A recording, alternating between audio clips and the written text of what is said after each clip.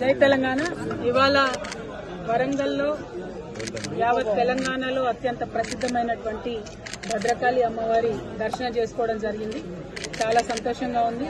అమ్మవారిని దర్శనం చేసుకోవడం అంటే అది మనం అనుకుంటే జరగదు, ఆమె అనుకుంటేనే జరుగుతుందని చెప్పి అందరం కూడా నమ్ముతాం. మరి అటువంటి దర్శనం నేను, నాతో పాటు మహిళా నాయకులందరూ కూడా రాష్ట్ర వ్యాప్తంగా ఉన్నటువంటి వాళ్ళందరూ కూడా వచ్చినారు.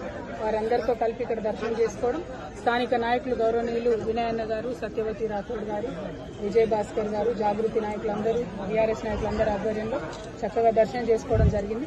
ఇవాళ 27వ తారీఖు నాడు వరంగల్లో జరగబోతున్నటువంటి తెలంగాణ కుంభమేళాగా చెప్పేటటువంటి ఫ్యూచర్లో నిలిచిపోయేటటువంటి మన టీఆర్ఎస్ పార్టీ 25 సంవత్సరాల రజతోత్సవం ఏదైతే ఉన్నదో మరి దానికి సంబంధించి మహిళలకు సంబంధించిన ఏర్పాట్లు ఏ విధంగా ఉన్నాయి, మహిళా గ్యాలరీలు, ఈ మీటింగ్కి వేలాదిగా తరలి వచ్చేటటువంటి మా మహిళా నాయకురాళ్లకు సంబంధించినటువంటి ఏర్పాట్లన్నీ కూడా చూసుకోవడానికి ఇక్కడికి రావడం జరిగింది.